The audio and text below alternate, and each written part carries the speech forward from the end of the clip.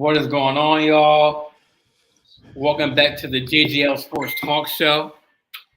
I'm your host, joining me on the wheel as always. I got my wingman, Kyle.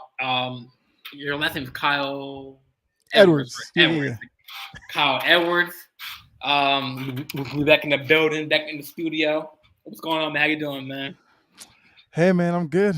Good time to be a sports fan. NFL getting into the swing of things. NBA right around the corner, so I am completely happy. And even World Cup coming up soon, so good time. Now, where is? I mean, I know we don't talk about soccer. I mean, we could talk about soccer in a couple more episodes, but where is the World Cup being held this year? Like where? It's in. I mean, I guess whether you pronounce it Qatar or Qatar. Oh, Qatar, Yeah, Qatar. yeah, yeah. I've And heard then it I heard pronounced it's both ways. I Yeah, think in 2026 it's coming to MetLife in Jersey, yeah. I It's going to think. be in But the I think U.S., Mexico, and Canada. U.S. Mexican. Yep. Um, yeah, man. Like Qatar seems like a rich country, man. Like a lot of nice, wealthy, kind of like a Dubai. Yeah, it's kind of the same, and that's kind of the reason why they had to push it to November because if they had done normally summer World Cup over there, it'd be like 120 degrees or something, and the players would have been like passing out. So Oh yeah, uh, yeah. I know, like, cause like I was telling my parents, and my family, like, hey, man, if the World Cup comes to Jersey, I'm trying to get tickets, but I know they're gonna be expensive. Like, but at least like to like a maybe like a like what do they call it before like the after like the different like the quarterfinal? They call like the not oh, the you're talking play about in, but like like the group stage, yeah, the group yeah, the stage. group Yeah. stage, and then the knockout round. Yeah, yeah, Right. Yeah, so that'd be cool. So yeah, let's hop right to the show, man. So you yeah. know, first things first. Like every sports network is talking about it. Sports Hmm. Center, ESPN. Um, everywhere you go, they're talking about Tua, uh, I'm gonna say his last name, Tagovailoa. And what do you what do you think about that? About the Tua situation? So for me, it's interesting because last week he had the hit against Buffalo. He got up and he was stumbling around. Normally, if you see a guy stumbling like that, you automatically think concussion. Now, he and the team have stuck behind this story that, he stumbled around because he had a back injury, and they're saying like ankle injury as well, which I guess if you really hurt your back that way, maybe when you stand up with the weight of everything, maybe you'd stumble a little bit. But even if it was just a back injury, I don't see the necessity in playing him Thursday night then if he was somewhat injured. So I know a lot of people making connections between both hits and saying, well, because of the Buffalo hit, he shouldn't have been playing Thursday. And there's definitely some break in communication there. I do agree with that. I feel like it's too easy in the season where all the questions that were around that hit, he should have sat. I mean, you have Teddy Bridgewater. He could have gotten you through that game, and then you reevaluate him, and you look to play him next week. So I think Miami was in the wrong here. And sure, the image of him, with his fingers locked up and just like blank stare, not a great look. And I've been hearing a lot of people, through the morning shows talking about the NFL has like a legit image problem because of it. And I heard a stat from somebody where they said like child um, participation in football is down like 39%, which is something that the league will have to seriously look at because obviously, if the sport dies on a child level, then eventually, I guess the talent pool gets smaller, and then maybe eventually you just lose your audience. I don't think it's that drastic because everybody loves football right now, but they're gonna have to try to figure out something to make it even more safer than they have been in the past years. And I think it has to start with the playing surface. they should just go grass everywhere because grass is at least somewhat forgiving. Playing on turf, field turf, all that, it's basically like concrete underneath it. So when you're slamming your head against it, you're gonna get hurt. So I'm sure that's something the league will look into, but I don't know. It's something that shouldn't have happened. I'm glad Tua was fine and he was able to like fly back with the team, but it was definitely a scary sight. See, like, I mean, I'm kind of glad he did fly that back with the team, but in a way, like, I mean, I know he's an athlete. He probably gets probably the best care Mm-hmm. than an average, human being. Because, like, obviously he's their QB. Like, you know how like a president, of the United States, they get really sick or like they catch COVID or something like that, and they take them to Walter White Yeah, or Walter Walter Walter Reed. Reed, Yeah. and like they get the top care. It's kind of like that. Like, and I get it. He's an athlete. They need to have him healthy at all times, but I mean, I didn't see the whole game of the Bills game because it wasn't a local game. Mm-hmm. But I saw the highlights and like I don't see how the Miami can after he got taken down. Like you can see he got taken down awkwardly. Mm-hmm. He got up, he stumbled, looking like a zombie out there. Kind of like finding his balance. Okay, he went back to the locker room or went under the tent, got checked out. I mean, we don't know as like analysts or like reporters or broadcasters like what went on in the concussion protocol, but there's no way in hell that if I was like the training staff or like part of the Miami Dolphins like management, I would never let Tua come back in that game because seeing I mean, it was scary. It was very scary to see him like the highlights of him like wobbling and and like I have much love for him because he's a former Alabama quarterback. So like Mm-hmm. I give all love to like Mac Jones, like Tua. But I don't know. I kind of felt like okay, like yeah, he's a number one QB, a number one option. Yeah, let's get him out there. Let's feed him to the wolves, even though he's hurt.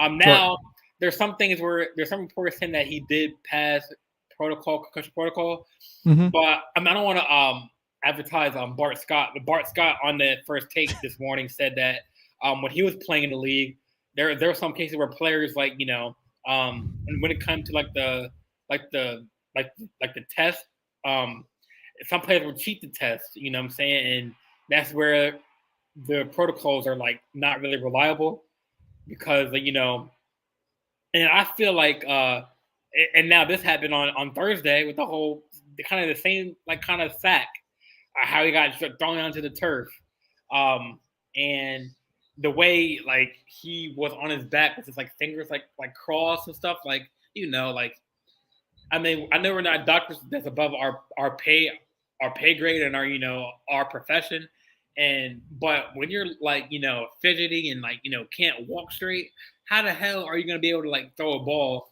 like when you're dizzy and stuff like and like I mean, maybe I would have felt better if they would have like benched him after the Bills game, but like reevaluate him, like you said. Give him some more tests. Yeah. But apparently, I mean, the report is saying that he went through concussion protocol, but something is fishy because if nothing was going on, the NFL wouldn't be lost an investigation into what's going on because someone's gonna get fired, someone's gonna get suspended because no way, like he just like didn't he just came back after Mm-hmm. that Bills hit and then played Thursday night. Like you said, had Bridgewater play in his place Yeah. to get better. But I mean, I'm glad and then the fact that he was at the hospital, got checked out, and then got back on the plane with his team. Like when you're up in the plane, that pressure on your head too. Mm-hmm. Like you know what I'm saying. Like I'm surprised they just didn't like stay where he was at the hospital, or whatever, and went back home, whatever. But I'm glad he's okay and in good spirits, but we got to protect the players and stuff. So Exactly. Well, there was something interesting after the game because Ryan Fitzpatrick, who does the like post game show for Thursday Night Football, he said he talked to Tua the day before, and he said that just, of course, he's not a doctor or anything, but he said just talking to him, you wouldn't have thought he had a concussion or anything. So he said to himself, Tua seemed fine, and maybe that's a part of the story or whatever, but there is the off chance that the Buffalo hit wasn't a concussion and he was fine to go. The hit he took from Cincinnati, whether he was previously concussed or not, that's a hit that would give you a concussion anyway, because he was slammed on the back of his head, and that's one of those turfs where it's really hard underneath it. So I guess I could see where maybe Miami could stick to their story and maybe it'd be believable. Because it'd be one thing if it was just like some regular hit he took and then that happened to him, then that would look worse. But since he took a really bad hit, maybe. I know the league's getting involved because the league has a process in place where, you have like independent neurologists and all that are supposed to be spotted like at the top of the stadium looking down. So if they see something out of the ordinary, they're supposed to make the call. So I think from the investigation, they need to find out, like, did Tua make the call himself and tell them he's good to go? And they were like, oh, okay, go ahead. Because if that's the case, then yeah, that's like a violation of the protocol. So I guess we'll have to see once the investigation's done what exactly we learn, because it's going to be a news story for the next couple of days for sure. Yeah, because we forget that, obviously it was a quick turnaround. It was like 4 days. They played Sunday against the Bills, and it was a four-day quick turnaround against the Bengals. And Yeah. The report on ESPN that I'm reading says that let me see what the article. So the article that says that he stumbled after hitting his head on the ground suggested a display of gross motor instability, which, according to NFL's concussion protocol, requires him to be taken directly straight back to the locker room for evaluation. Yeah. Dolphins coach Mike McDaniel said that Tua insisted that a back injury he suffered earlier in the game was to blame for the stumble. The quarterback said Monday that he had passed his evaluation for a concussion at halftime Sunday. It was clear to return to the game. McDaniel said on Monday if any red flag popped up during the evaluation, Tua would have not played. So I mean, there's a lot of doctor terms in the article, but it just goes to show that I don't know. Maybe we all are wrong. Maybe he did pass protocol and he was prepared to go back in the game, but it's clear that he couldn't even stand after he got hit against Buffalo, and just the way that that quick turnaround, that for 4 games again playing on Thursday night. Teams are gonna come after the quarterback with sacks. So I don't know. It's just I feel like someone in the medical team in Miami in the organization, this should get some blame. Because even some veterans on the team gonna be like, yo, coach, Tua doesn't look good. You know what I'm saying? Right. Why would you put him in the game? So yeah, and Andrew Whitworth said that happened to him once. He had a concussion. He passed the test and he was like, yeah, I could go back in. And it was a teammate who saw him, was like, yeah, you're not right, and told the coaches you got to take him out. So there's a lot of ways that this could have been avoided. I will say the Buffalo game, he went back into that one and they ended up winning the game. So I don't know. It's a story that we'll need to see, what we get from the investigation. What was the coach's role in all this, the medical staff, or is it just something where Tua had 2 big hits back-to-back games and that's just what it is? I'm just scared. People are saying oh, they want to see Lamar in Miami. The way they're treating Tua right now in Miami, I guess they're not treating him poorly, but letting him play. Who wants to play with the medical staff? What I'm saying? Maybe because correct me if I'm wrong. I don't think that the players have to say and they want to go back in. They could say, "Oh yeah, coach, I feel healthy about going in," but no, he's not a medical professional. He doesn't know what's going on neurologically in his spine or his back or whatever. It's supposed to be the team that clears him, which apparently they did. But I would have still held him back for maybe until this Sunday's game or whatever.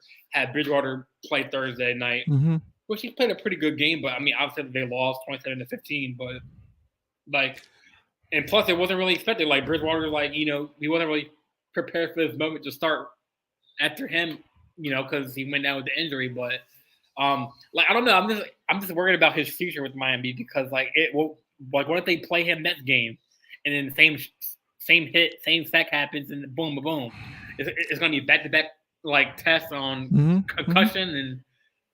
I don't know. I just don't feel like, I mean, obviously, yeah, he hopped on the team plane after the game, and I get that once he was his team, but like, I just don't get how they first discharged him fast from the hospital. I mean, obviously they ran the test, but like, he should have just like stayed back with his family or like, one of his coaches and, kind of like, got reevaluated more to see what's the problem instead of going back out and maybe playing next week's game. You know what I'm saying? So. I mean, they have 10 days until their next game. So I'm sure in that 10-day window, he'll probably be cleared to play again. But then now it's going to be on Coach McDaniel.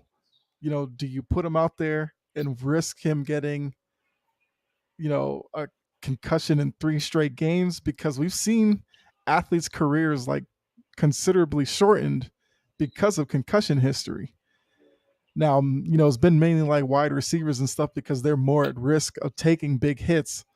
But if this is something where, Tua is consistently taking big hits, having concussions, he's not going to last much longer in the NFL.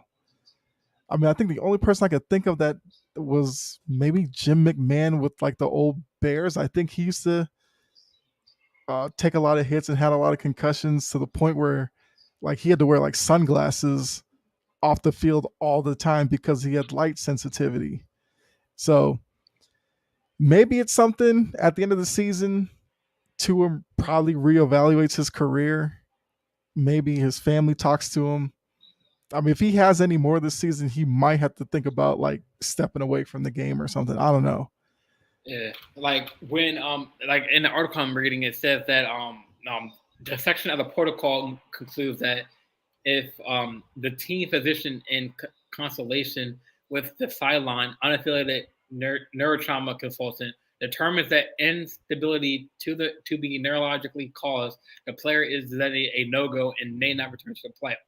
In Tua's case, the gross motor instability was attributed to a back injury and not concussion because it was not neurologically caused, according to the determination of the team and doctors. So then they go into depth, like what was his like with the team leading into the Thursday night game.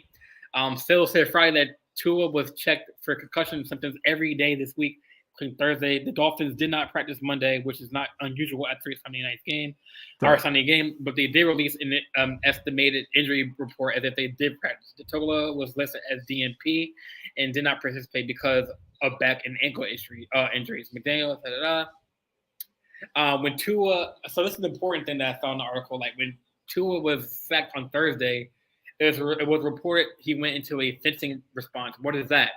So I guess the fencing response is an involuntary neurological response to a significant concussive event in which the forearms become rigidly positioned outward for a brief period. The term originated from the report of fencing engraved with the position of one arm flexed and the other extended.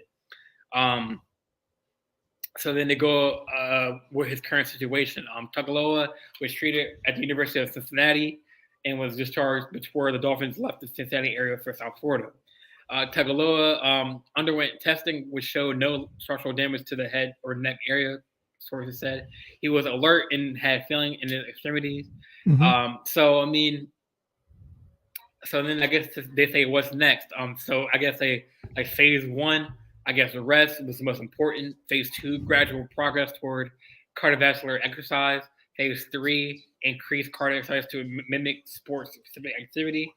The phase 4, the player can advance to non-contact football. So I mean, there's a lot of phases in this where he can where he can come back. So like obviously rest is important. Getting back to but I mean it's weird because like is it a back injury or is it a spine neck injury? Because like the second one when he got hit on Thursday said like the fencing position that's caused by neurological like issues. So like then again, me and you are not doctors, so we can't really like diagnose if he had this or that. But like just seeing him on the field laying down flat like this, kind of unconscious for like he was down for like 7 minutes on the 7 minutes. So he was down for a long time. So, I mean, like yeah, we'll see what comes out of it. I know the Yeah. NFL is doing a strict investigation and what's going on. So, I mean, we'll see what comes out of it. Mm-hmm. Yeah, and the Players Association is investigating as well, so something's gonna be found out, and hopefully he doesn't have to deal with this for the rest of his career. But now with every hit he takes, everybody's gonna be wondering like, is he gonna be okay? And I mean that's kind of the rule for every athlete. Every hit they take, you do want them to be able to get up from the hit. But Right. after these past 2 weeks, it's gonna be tough watching him take a sack. So hopefully he makes it through the season. That's all I can say. That's all we can do, man. It's hope and pray, man. I mean, even though I'm not a Miami fan, but hopefully, like he gets better. Mm-hmm. He gets that rest. All right, but like moving on, let's go. Did you write down our picks for last week? No, I didn't. I think. I mean, if I looked at the schedule, I could probably remember which picks I made. But yeah, I didn't down. I'll have to think about that now. Yeah, so for like week 3, let's go for week 3 review. Yeah. Starting with the Thursday night's game last week, September 22nd, Pittsburgh and Cleveland. Cleveland won 29-17. Jacoby had 221 yards, passing yards. Nick Chubb had 113, and Amari Cooper had 101. Did they have 101 that game? So I remember with that game that I know I picked Cleveland in that one, and it kind of went the way I thought it was going to because the running game of Cleveland is because of Chubb and Kareem Hunt. I feel like Cleveland should be in a lot of football games this year. It's just going to come down to Jacoby Brissett and whether or not he can make. He doesn't make all the plays. He just doesn't make like a couple of plays a game to get them, to have some points on the board. I think they'll be fine against certain teams. Because for Cleveland and their fans, they just need Cleveland to kind of tread water until Deshaun Watson's ready to come back in week 13. So if they're hovering around 500, I think Browns fans would be happy with that. And that game kind of showed that Trubisky for the Steelers is on borrowed time. I think Kenny Pickett's going to be the starter probably within a couple of weeks here. Oh yeah, I mean, I wouldn't doubt that. Yeah, so the Browns. Nick Chubb had went 21 for 31. Brissett. He went 21 for 31, 220 passing yards, 2 touchdowns. Nick Chubb had 23 carries for 113 yards, 1 touchdown, and Mark Cooper went off with 7 receiving, caught 7 passes for 101 yards, 1 touchdown. So all across that board. I mean, even though I'm a Ravens fan, and the Browns, they're in the same division. Mm-hmm. The Browns, they look pretty good against the Steelers. And it's not surprising because like you said, the Browns have a better roster with comes to Amari Cooper and Chubb, and it just comes down to like you said, Brissett. Also, a storyline in that Browns, like Myles Garrett had a terrible accident, man. Did you hear about that? Yeah, I did. Well, I think they said he was going like I guess above the speed limit, but it seems like he's okay and he expects to play this weekend. So that's definitely encouraging to hear. So yeah, for sure. Yeah. Let's see the next game. Okay, the one I think I definitely had the Chiefs winning against the Colts. But the Colts won 2017. Mm-hmm. Mahomes had 1 touchdown, had 262 pass yards for 20-35 completion rate. Jonathan Taylor had 71 yards off of 21 carries. Juju Smith-Schuster had 5 catches for 89 yards. That game was kind of it was down to the wire, but Matt Ryan looked pumped to get that win. Because everyone doubted the Colts because the Chiefs, Mahomes, Right. So how do you feel about that game, man? I mean, I wouldn't overreact to the Colts winning that game. I think they still have a lot of questions to answer. Looking at them offensively, Jonathan Taylor's like the only guy. Well, I guess Michael Pittman Jr. Those are the two guys that I would be worried about as a team trying to game plan for them defensively. Matt Ryan needs to string together a couple of, you know, good performances together to kind of make us forget the first couple of weeks of the season. But Kansas City should be fine. Hopefully, this is a springboard win for the Colts to try to figure it out. But yeah, I wouldn't read too much into this game either way for each team. Yeah. I mean, the Colts are now 1-1-1. Yeah. So I mean, they got a tough schedule, especially with especially with the Jaguars in their conference, Mm-hmm. and they're clicking too. Yeah. Yeah. So the next game on the schedule was the Ravens and Patriots. I think I picked the Ravens in this game, I believe, because they were they were away, but Lamar had 107 yards. I think 107 yards rushing. I think. Yeah. One touchdown. Let me go to this. Up the box score real quick. 218 passing yards. He had 107 yards rushing. He had a QB rating of 110. Mac Jones had 3 interceptions, 321 yards through. I kind of expect the Ravens to win this game. It's just the fact that like Lamar, that's why they call him Lamarvelous, man, because he's Lamarvelous. Like he does Lamarvelous things. Mac Jones, I mean, he's had a pretty good game in the first quarter, but like during the rest of the game, like he was just, throwing the ball away. We picked it off a couple times. Marlon Humphrey, Kyle Hamilton had a forced fumble, punched the ball out. It's just more on the Ravens defense, like kind of keeping Mac Jones in check. I know Mac Jones had a couple of touchdowns, but Lamar, man, like he was doing some special things, like did that shovel pass to Mark Andrews for the touchdown. Mm-hmm. So I mean we'll get into week 4, but I mean they have a tough game against the Bills this week, so I mean we'll see how we do against them. But yeah, overall, I mean Ravens had a good game. I mean, you being a Patriots fan, what do you think about that game, man?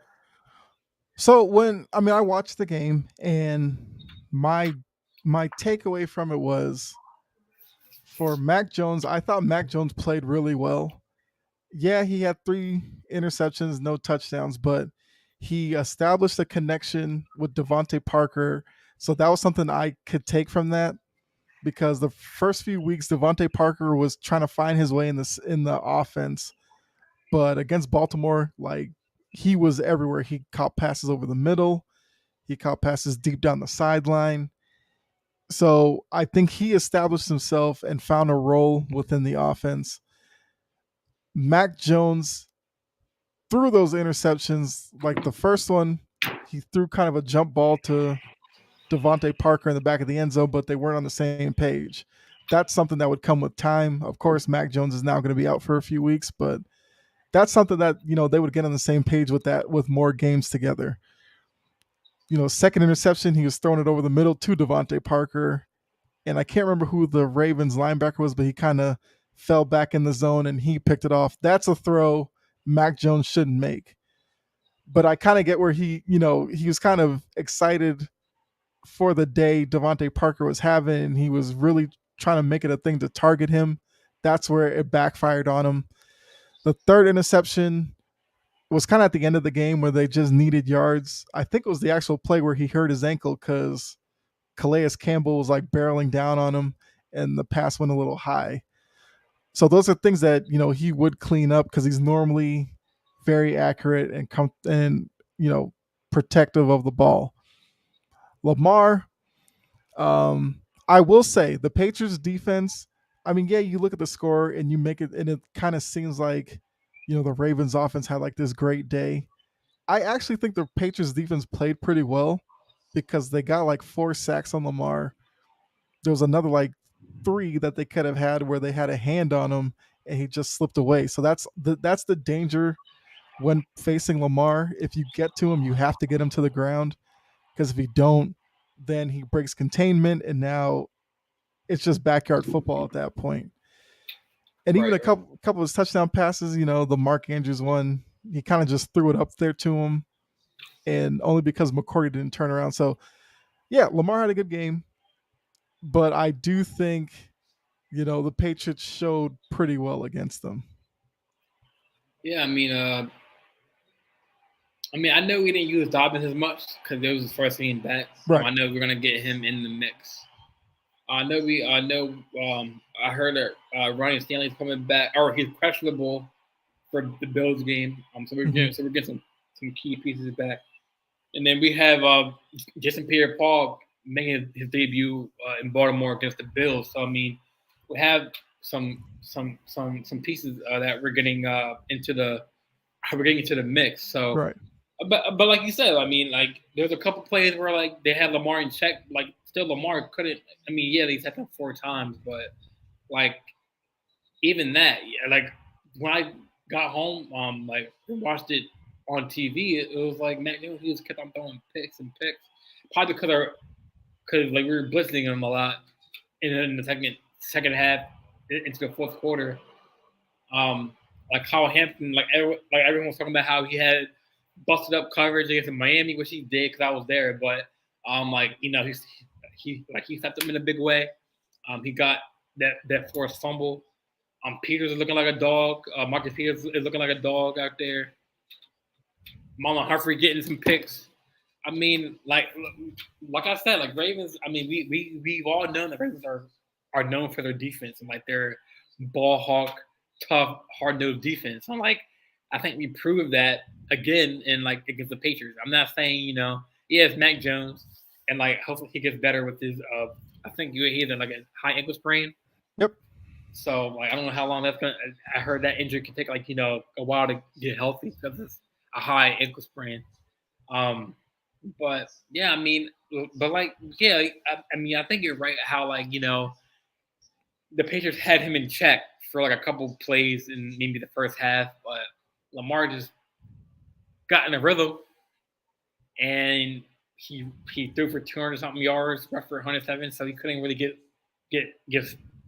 stopped later on in the game. So yeah, like all in all, that was a good game, and yeah, we'll see if we can win against the Bills this week. It's gonna be a tough one, but like, who do y'all got for the Patriots this week? Who do y'all got? The Packers.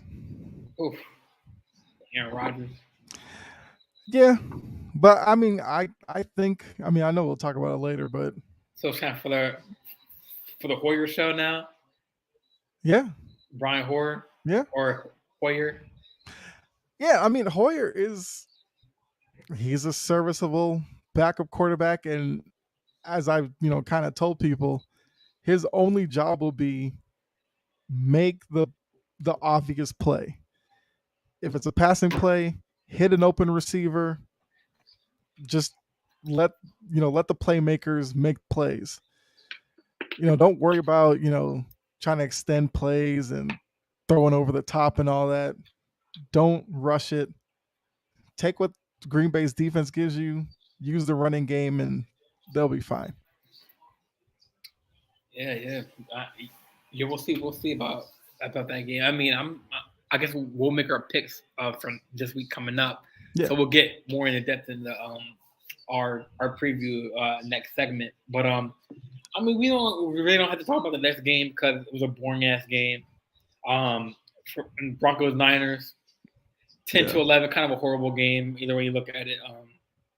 The only thing I'll say about that game is go ahead. Everybody's making fun of Garoppolo stepping out of the back of the end zone. Yeah, I still think Dan Orlovsky's play is way worse than Garoppolo because Garoppolo's backing up. He took one step out of bounds. He threw the ball. Orlovsky went out of bounds and continued to like roll out while out of bounds. That's still worse than Garoppolo. Oh man. So all this is like as soon as it happened, everybody's like, "Oh, Orlovsky's off the hook now." It's like, not really. That's the only thing I'll say about that game. And they Yeah. actually got lucky on that because if he didn't step out of bounds, it would have been a pick six. So you'd rather take a safety over a pick six. So they got lucky there.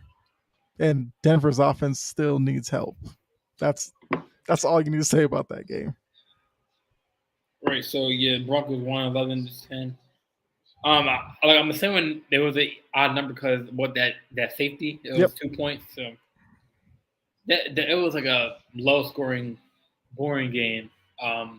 Sloppy on both sides. Mm-hmm.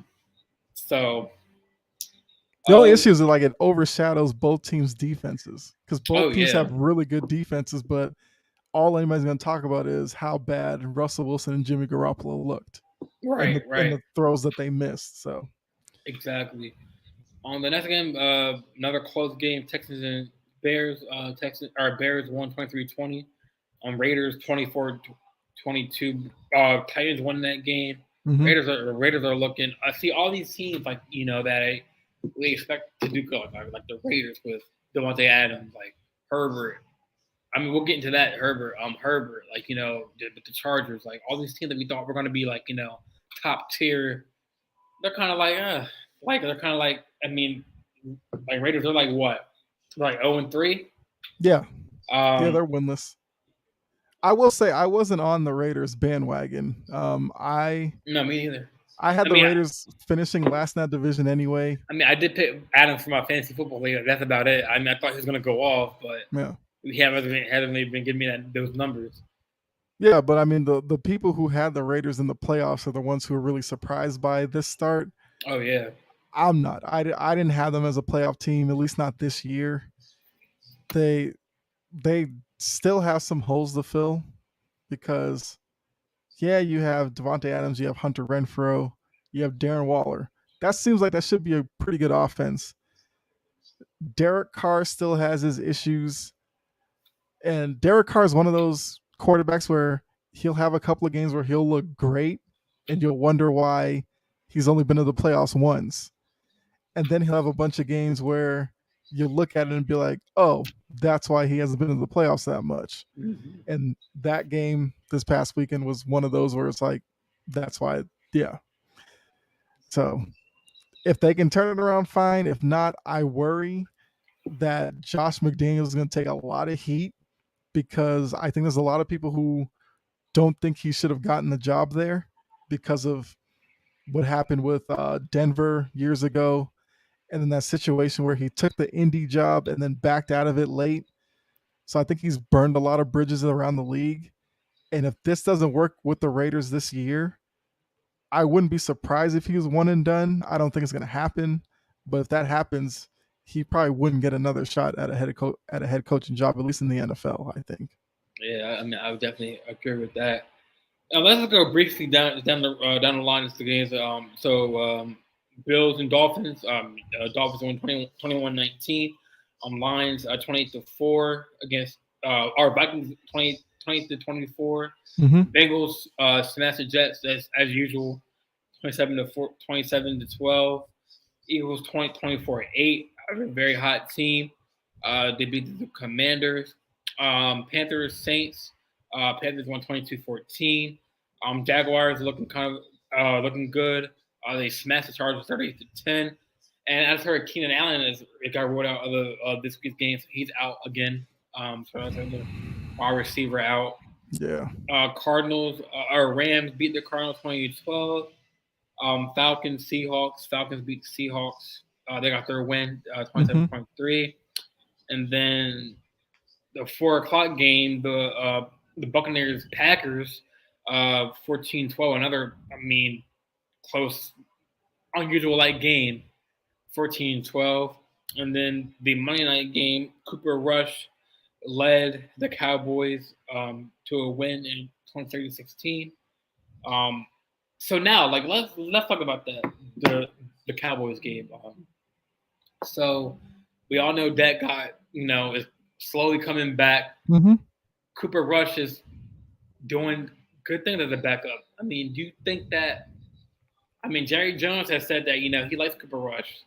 Um, so when that gets better and gets healthy and gets back on the field, I mean, obviously, do you think that's going to be a starter, knowing that Cooper Rush is doing good? Because that might that might that might make Rush feel kind of like, damn, like I've been doing good. Like, so how you feel about There is no chance Cooper Rush starts that? when Dak Prescott's ready to go. Oh no, no, no! Like I'm not. I mean, I'm not trying to disagree. I'm saying that, like, I mean, that with that situation, like, he's doing good as a backup, holding the team down. Because Yeah. normally in a case, a backup, loses the game, because he hasn't really had that playing time. So, like, Mm-hmm. obviously, he's kind of shocked everyone at the backup.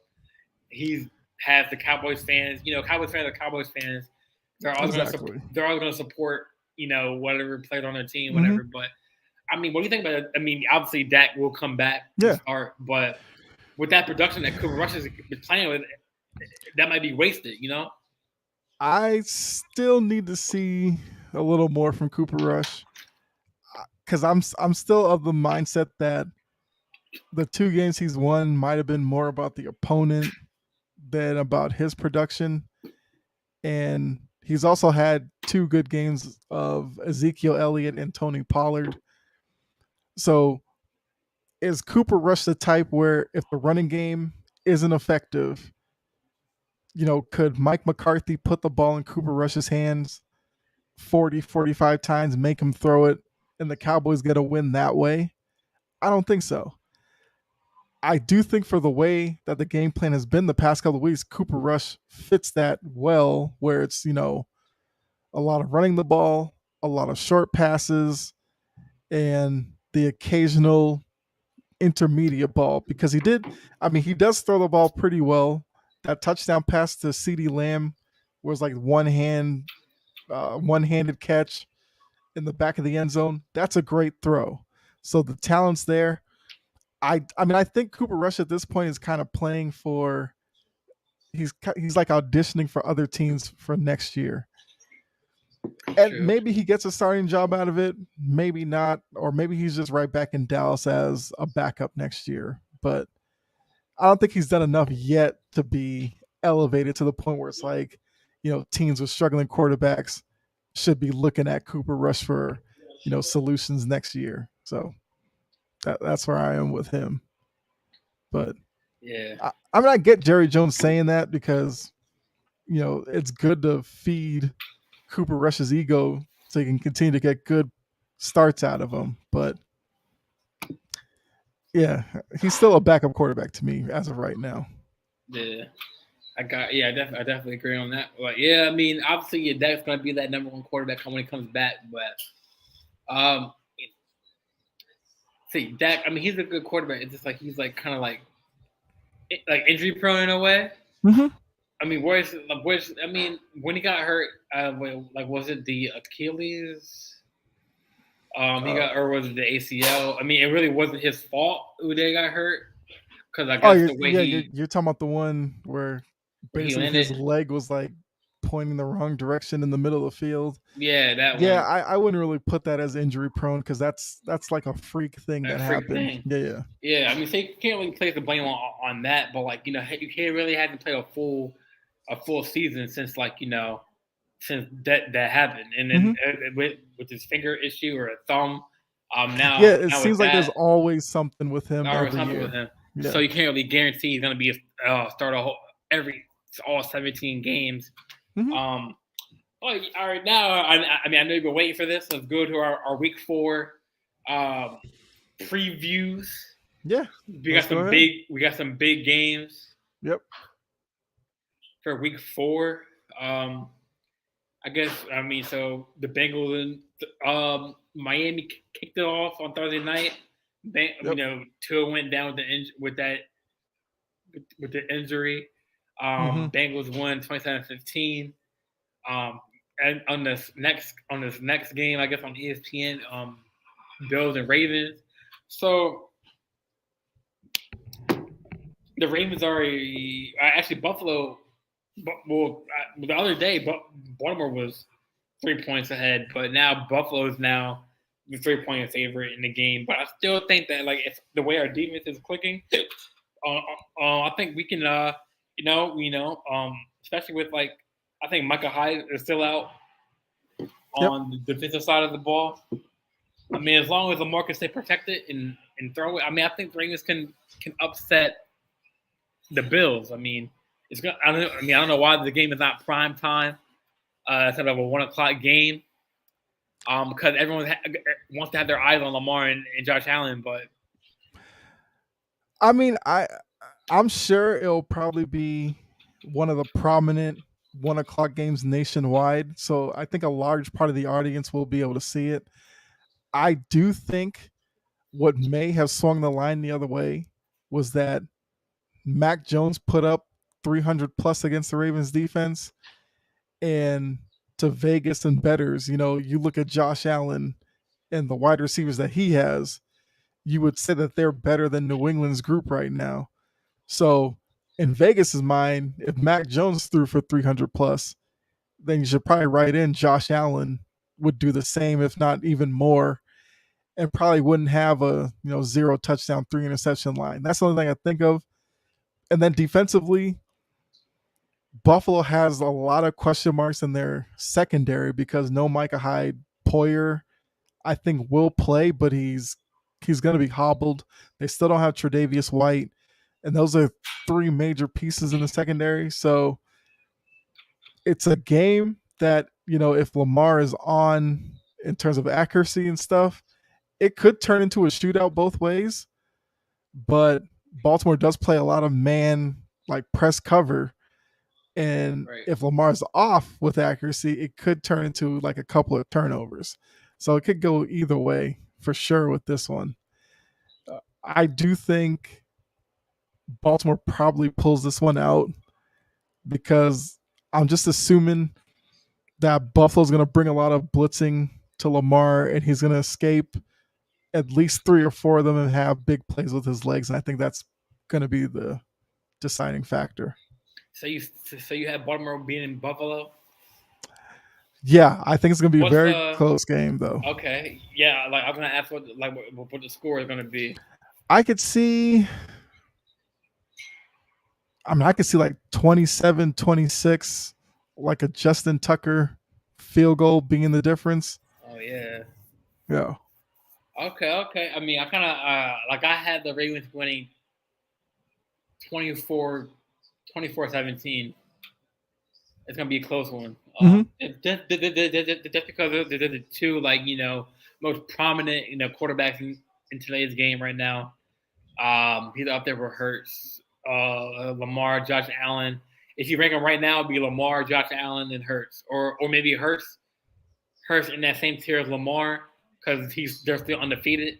So I mean, I'll probably go Lamar, Hurts, and then Allen, but it's very, very close. And but like I said, last week, Lamar is first in pass touchdowns, first in QB ratings, and fourth in rushing touchdowns. So he's kind of separating himself right now from the pack. So, yeah, so definitely that'd be a close game. We don't have to go through all the games. I know let's do the primetime games. So what's Sunday night's game? Sunday night. That's Chiefs Bucks. I know that off the top of my head because I've seen all the commercials already about that matchup. So yeah. Chiefs Bucks. I mean, so do you the Buck? Let's see the. They don't have the line, or it's even. They say even line. Yeah, it's an even line right now. Yeah. I kind of think that's probably giving.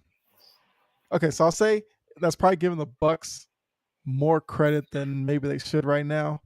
That's not to say the Bucks are a bad team, but if you follow Brady's career, the first 3 to 4 games, he doesn't play all that well. And then usually once the calendar turns to October, you see him start to get a little bit better. And then he usually hits his stride by November. Buccaneers still have injuries. I think Mike Evans and Chris Godwin might play. But with Godwin, we don't know, he could re-injure himself like he did last time. So I'd want to see him make it through the game first. That will definitely help them, but I think the Chiefs win this one only because, like I said, Brady is still figuring out things with his line, and that's kind of led to a lot of their sluggish play these first 3 weeks.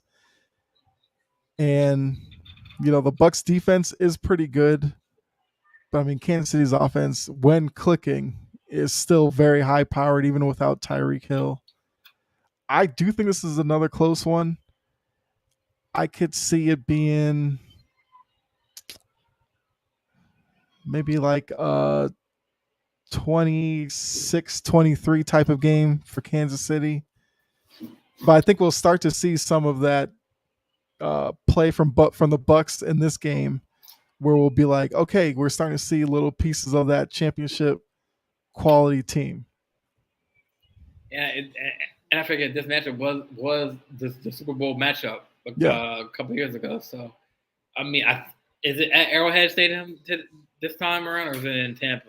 So that's even another part of the story because of the hurricane. At Oh yeah, first, it was going to be played in like somewhere in the like Midwest. I can't remember where. like Minneapolis or something like that, or Something Minnesota. like that. But Yeah. then they decided they're going to have it back in Tampa. So Tampa is going to have to fly back from Minnesota because they were planning on the game being there. So that may play into this matchup as well because that's a lot of travel for them. Whereas Kansas City's been kind of chilling in Kansas City, and then we'll just fly over to Tampa Bay at this point. But yeah, Brady will definitely keep it close because I know when Brady goes up against Mahomes, Brady likes to play really well because the whole Madden cover where they had both of them on there. They're already trying to make Mahomes to be the next GOAT. And we know that Brady's real competitive and doesn't want to hear any of that talk. So I think it's going to be a great game Sunday night, but I do think the Chiefs pull it out in the end. Oh, so I want to go. I want to be like the asshole and go say Tom Brady because I want to disagree, but I don't know. It's just like with Tom Brady like O line. I see this Mahomes, just tearing that defense apart with Juju Smith-Schuster and who else are their receivers?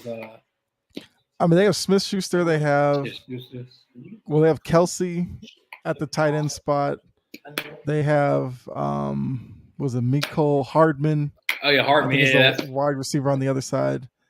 I mean, they have Edwards-Helaire that they use in the passing game a lot.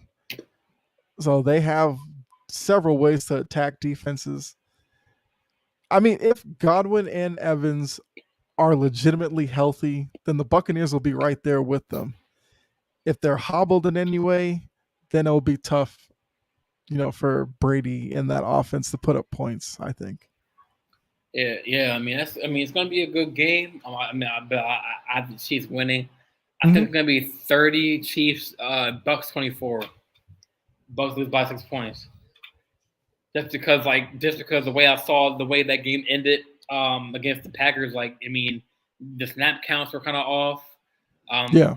Brady didn't get the ball out in time. I mean, I know he's a GOAT, but in that game, that can't happen. I'm not sure if they had timeouts left in the game, but they could have called timeout. But I mean, a lot of that comes with an offensive comes, line that just was new. put together not too long ago. Because with the offensive line, they have to get used to each other because they all need to work in unison to be effective. If you have one guy that's a half a step slow in his blocking scheme, that can throw the whole line off. So I think with each week they'll probably look better and better. It's just that's probably going to take a couple more weeks for them to really gel and play well. Do you think the way Tom Brady's playing this season, these past couple games, do you think this will be his last run? But because we all thought this year was his last year, before the season started. I mean, obviously, he can play however long he wants to, but Mm-hmm. do you see because everyone was talking about how, like, I think before the season started with like that press conference he had about like, oh, like him, like, focusing on family and everything, and focusing on the other chapter of his life. Do you Yeah. see this as being his last, his officially last year? So the like interesting thing with Brady is basically for like the past 3 to 4 years, Giselle like reportedly has wanted him to retire, but he's constantly kept going out there and playing, and he's played well. I do think that with the offseason stuff about him and Giselle not seeing eye to eye about him playing this season, to the point where it's like their marriage could like break up over football or whatever, which I don't really read into that a lot. But if he has a season where like the offensive line doesn't put it together and it's a struggle, yeah, I think he would retire after the year. If they figure it out and they have like a deep run in the playoffs, they don't necessarily have to win the Super Bowl, but if they have a deep run like to another NFC title game and he loses like a hard fought game, I could see going into the offseason a lot of questions about him coming back for one more year. I mean, at this point, he's on a year to year basis where how his body feels, whatever his family life is. I'm not Yeah, one to count Brady out ever, but I never. I, Yeah, I do kind of think this will be it for him. I just see his like attitude in like the press conferences and stuff. It's like I know he's getting older. I know like his O line's kind of like not as good as other O lines he's Mm-hmm. had in the past. So like players are linebackers linebackers are Yeah. getting to him more than years past, and you know like you say, you can't really count out Tom Brady because he's on a year to year basis. Like I feel like it's like a LeBron James effect. Like like he's the top player. Have I mean obviously LeBron's like signed like a full year contract back in, but like like that one, like what is he gonna do in the offseason? You know what I'm saying? Like Mm-hmm. what is he gonna do? Like I mean, but yeah, like that's yeah. I mean, I would want to say I want to see him retire after this year, but like you never know with Brady. Like you never know. Well, the thing with Brady was also he always said he wanted to play till he was 45. That was like the number for him for like the last 7 8 years. And I believe if he gets through this year, he'll be 45 by the end of the season. So technically, if he were to retire, then he kind of hit the benchmark he wanted to hit. Maybe that's all it is at this point. He just wants to prove he can play at 45. And then once he gets there, he'll be like, okay, I'm done. I pushed the envelope enough. So, like I said, I'm leaning toward this being his last year, but it wouldn't surprise me if he said he'd give it one more run. So you're saying like he'll play when he's 40. So He's told the media 45 was 45. the age he wanted to play at, and people thought he was crazy when he said it several years ago. Wait, how old is he? He's like 44. I think so, but I believe he turns 45. I'm trying to think when his birthday is. It might be like right after the season. I know that he's like coming up on that number. Okay, yeah. So actually he turned 45 in August, so Oh he's already wow. 45. So technically, by the end of the season, he would have played into his 45th year. So he would have fulfilled that promise. Yeah, I mean, yeah, we'll see. Like we'll see what he does, man. It's kind of it's so interesting because like Grunt retired and like that was not his number one guy. And I mean I don't know who their tight end is. I don't know who their tight end is. It's I think OJ Howard. I um think. no, they moved on from OJ Howard. It's Cameron Brate is their Cameron, tight end. Yeah. I think they have a young guy as well, but I know Cameron Brate's the main tight end. Cameron Brate. Um. Plus So Gronk kind of retired because he always had back injuries and other injuries because he was so big. He was such a large target for safeties and all that to hit. So it was only a matter of time before his body really told him that he had to step away. right, right. So the game that actually is across the pond in London, the first London game of the season, Saints and Vikings. I think and so like Minnesota, there's 3 point favors Hmm. against the Saints. I think I don't I think James Winston is out, or I'm not sure if he's playing, but I'm kind of going with the Vikings for this game. Yeah, I'm going with the Vikings as well, only because I think Winston's gonna play. I think there was some questions earlier in the week if he would play, but I believe like yesterday or something, it was reported that Winston was on the plane to London, so it looks like he will play. My um my thing is that the Saints offense, Winston still turns the ball over way too much for me. I believe Michael Thomas is out, and I think that's going to be a major loss for them. Even though Michael Thomas wasn't looking all that great, but he was still like a viable option in the passing game. The Vikings, I know, have had their issues, but it's mainly primetime games. I don't know. You wouldn't really count the London game as a primetime game. It's 10 in the morning game over here. Although I think that's like 4 o'clock there, so it's not even primetime game there. Right. So because of that, I think we'll get the good Kirk Cousins. The Saints defense, though, will play a major part in this game because their secondary is great. Marshawn Lattimore is going to be Justin Jefferson's shadow all game. So this might be a game where we get a big Adam Thielen day. Mhm. Dalvin Cook, I think, is banged up, but I think he'll be good to go, and that's going to be key as well. So I think it'll be a big Thielen day. I think Cook probably gets them a touchdown or two, and I think the Vikings could win this one pretty comfortably. I'm thinking maybe 27-16, 27-13, something like that. Yeah, I think I'm gonna pick the score to be 20. I'm probably gonna say 24. I think 24-10 Vikings. Yeah. I mean, like I said, the only way the Saints have a chance, the defense would have to really get to Cousins and get him off his game. I think that's the only chance they win. And Kamara has to show up. Kamara's been really quiet so far this year. Oh yeah, very quiet. Oh yeah, and then Michael Thomas kind of like, he's kind of doing this thing, but he's injury prone. Um, so like we'll see like, but hey, I mean they could upset. I mean since they're in London, they could upset that vibe there, and the fans.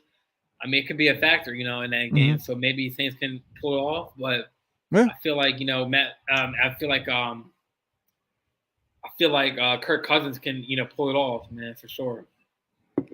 Do you like the London games? I know a couple years ago we played the Jaguars in London. I think we won that game. I mean, I don't know. I feel like I feel like I mean, it's good for the fans that haven't really that are in London that haven't really seen American Right. football.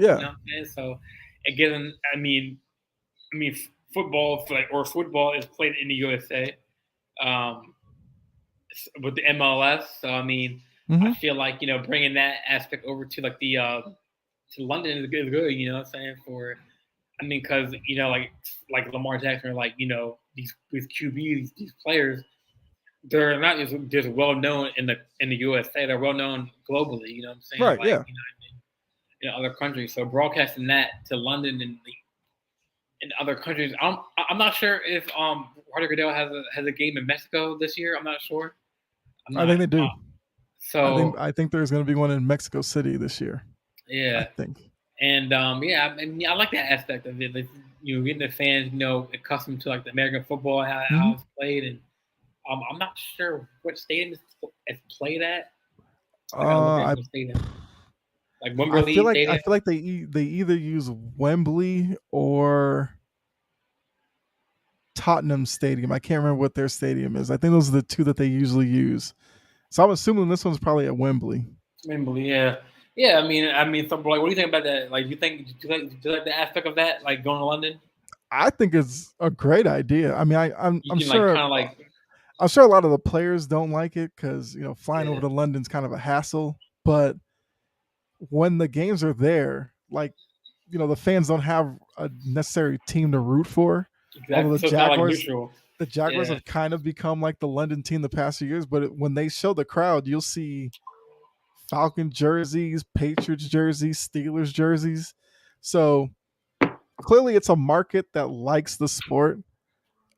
I do wonder, would Goodell, try to extend the reach even further? Because I think I've heard they're looking at Germany maybe, but that's still England. Germany is right there. Like, would he ever do a game in China or Japan or something like that? I think that might be a I little bit don't. of, Yeah, I because don't, that's like was that like a 20-hour flight or something, yeah, that's depending crazy. on what teams you send there. So maybe England, Mexico, that's maybe that's the extent of the reach. Maybe Germany or some of those European, like Western European countries, France, something like that, he could get away with. But Yeah, yeah, if he tried to do like South America or something, I think that'd be too much. So yeah, I'm a fan of the England stuff. I know they talked about like putting a team over there permanently. I think that would be a I mean, weird idea because now, depending on what division you put them in, each team in that division has to make that London trip, and then a team in London has to make several trips to the US. That'd yeah, be really weird. that's gonna be But mad confusing. maybe this is the to bring up NFL Europe, which they had years ago and then they stopped it. Maybe this is the way to maybe bring NFL Europe back. Which they do that, then I think I'd be okay with that. So, wait, so what's NFL Europe? Like, what is that? What was that? So that was like, I think it stopped maybe like mid 2000s, where they had like a legit league in Europe where I think there was a team in Berlin. I think there was a London team, Frankfurt. It might have been like 8 teams or so that played football in Europe. I think the season was over the summer. And then I even think that there was some talent that played NFL Europe that then came over and played in the NFL after that. So it was a place where, guys who didn't get drafted, it gave them another outlet to still continue their career, but just be overseas. And then I think the viewership for the league kind of took a big hit, and then the NFL was like, "Yeah, we're just gonna cut it because whatever." So maybe if Right, they rebranded it or something, maybe it'd be a success again. But maybe that's the end game for all of the London games and all that. I don't know. right, right. I guess to end off the show, like I guess we can go through our locks, our upsets. Other games are other games are Browns, Falcons, Commanders, Cowboys, Seahawks, Lions, Titans, Colts, Bears, Giants, Jaguars, Eagles. That's gonna be a good one. Jets, Steelers, Chargers, Texans, Cardinals, Panthers. Your Patriots and Packers, Broncos, Raiders. It's gonna be a good one because Broncos are kind of having their struggles, and then maybe they can get a win. Raiders can. Mm-hmm. We'll see. And then the Rams and 49ers. Yeah, so let's take our locks and our upsets and our guarantees. So if you want to go first, man, what are your let's go with the upset of the week. Okay. Um. So for me, I actually think the Steelers could be upset by the Jets, Ooh, and with Zach Wilson coming back, I think that could give the Jets a jolt of life because Flacco played really poorly last week, but the Jets sneaky have decent talent offensively. It's just that they need a guy who can get them the ball consistently because you have Brees Hall, who's a speed back, coming out of the backfield, who gives defenses a lot of problems. You have, um, was it Elijah Moore, at the wide receiver position, who is a he's a decent wide receiver. So I think if Wilson comes back from the injury, doesn't try to go all Brett Favre and throw these dangerous passes, I do think the Jets could beat them because the Jets defense, I believe, will give Trubisky a lot of problems. And with it being in Pittsburgh, this could be a game where we see Kenny Pickett play in the second half. I think it could get that bad for Trubisky in this one. Their only real weapon is Najee Harris, but he's coming into this game banged up. And if he's not able to find openings in the offensive line, that puts too much pressure on Trubisky, and he's just not that good right now. I mean, I think Trubisky is probably a career backup at this point. If he's your starter on your team, you're probably not a playoff team. So I think at this point it's just whether or not Tomlin wants to pull the trigger and put Kenny Pickett in and just let whatever happens at that point. But yeah, I would take the Jets as the upset in that game. I mean, do you want me to do my lock or you gonna do your upset? Yeah, so you can do your upset and lock Okay. first, and then I'll go. All right, so my lock. I mean, there's a lot of interesting games. I mean, I could have went Broncos as an upset as well, but I don't know if I feel good enough about them to be a lock. Oh, man. I mean, I might actually take the Vikings as my lock over the Saints. Only because, like I said, Saints offense and Jameis Winston. Yeah, I just think the Vikings will pull that one out. I'm not even confident in that because I could come up with several scenarios where the Saints could win that game, but I just think the Vikings will get it done over there. So I'll take that as my lock. Got you. So, And that's only because I refuse to pick the Packers as my lock. Yeah, got you. So my lock is probably going to be my lock is going to be Browns beating the Falcons. Okay. It's a lock. They're 2-1. Falcons are 1-2. Cleveland actually they're a 1-point favorite. Wow, that's crazy. Now that makes sense. It should be. Yeah, the Falcons miss a lot of tackles, and Nick Chubb and Kareem Hunt could have a field day in that game. I could see that. The Falcons' offense isn't that bad. It's just that I think the defense will let them down. So I could understand that being a lock pick for you. Yeah, I mean, but they said Cleveland's a 1-point favorite. That's kind of shocking as a 1-point favorite. That's only because it's a road game, and yeah, the home team automatically gets 3 points. So that's why that line's only 1 for Cleveland. Yeah, so the lock is Browns Falcons, and then my upset.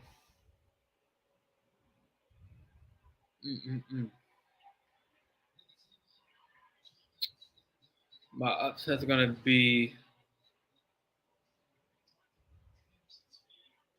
I feel like the Raiders can somehow find a way to beat the Broncos, man. I mean, they're 0-3, looking for a win. It's a conference game. So well, that one, the Raiders are actually the favorite in that game. Favorite in that game. Yeah. So that wouldn't be upset in a way. Nope. No. That's crazy. Let me see.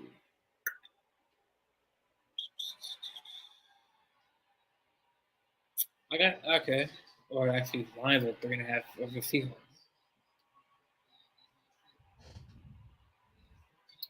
Yeah, I don't know any other upsets. I mean, there's a few like potential upsets on the schedule. Yeah. I mean, I guess maybe to give you a little help, because there's a few that I thought about. Yeah. Like the Rams are an underdog to the Niners for whatever reason. That was one I thought Yeah, I about. was gonna say I'll put the Rams over because they have the better, I mean, other than Debo Samuel on the Niners, they have a better. They got Cup. I mean, they got they got Vaughn. I mean, they got Donald still. They got Ramsey, a better defense. Yeah. All right. So yeah, I think the Rams over the Niners. I mean, I Monday do night. kind of know why. Well, I have a theory why they have the Niners as a favorite because I don't think Vegas has been, impressed by the Rams so far.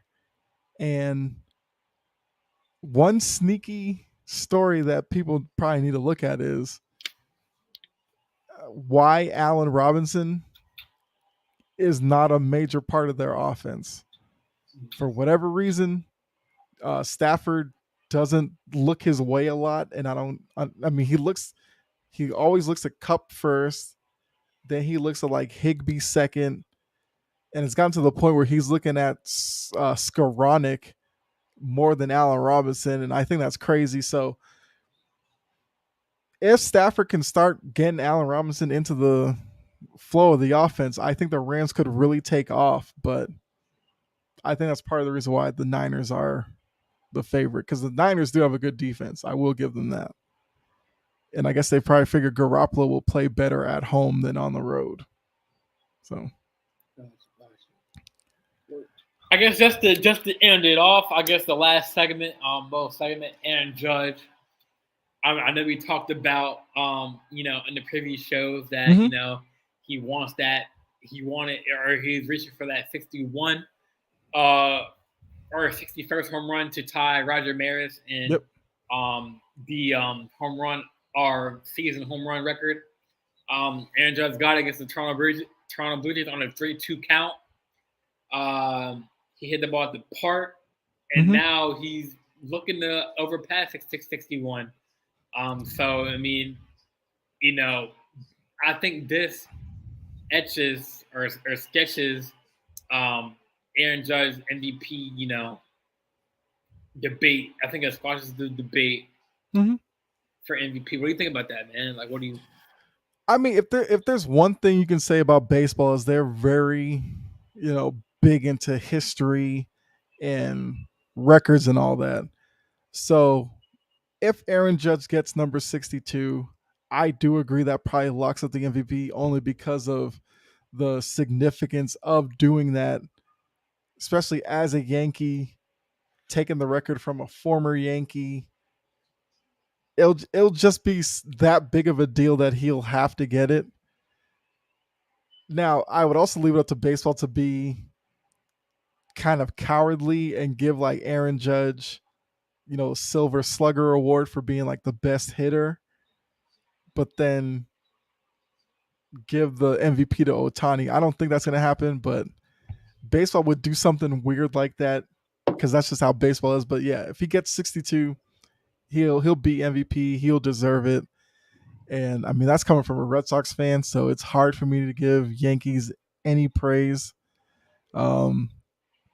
But yeah, and I think the crazy thing is like, isn't Aaron Judge? Is he like pushing 30 or something, or is he 30 now? His age? Yeah, I think he's like 20. I feel like Aaron Judge is older than people think. I think he's still young, man. I think he's like 25, 26, or 27. I don't think so. I think he's older. Aaron Judge is. Oh yeah, he's 30. Yeah, like he's April older than people think. 1992, he was born. That's crazy to me that he's actually 30. It seems like he's only been a major leaguer for like a couple of years. So it's probably some interesting story there. But yeah, like I said, for him being in the New York market, if he breaks that record, it'd be hard for the baseball writers to not give him the MVP. He's 30. Yep.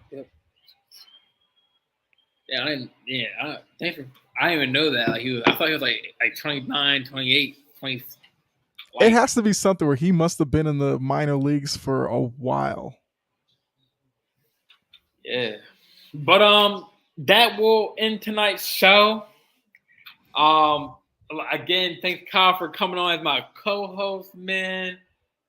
This is the JJ Sports Talk Show. Like I said, um, we are on Spotify, Apple Podcasts, iHeartRadio, Amazon Music, anywhere you get your podcast. The live version will be on Facebook Live and YouTube channel called the JJ Sports Talk Show YouTube page. Yeah, man. We'll be back next Friday, or and Tuesday we'll be on the Big Three podcast. Yep. And then Friday we'll be on my show, or our show. So yeah, we'll be back with another one, man. And thanks for coming on, man. Yeah, no problem.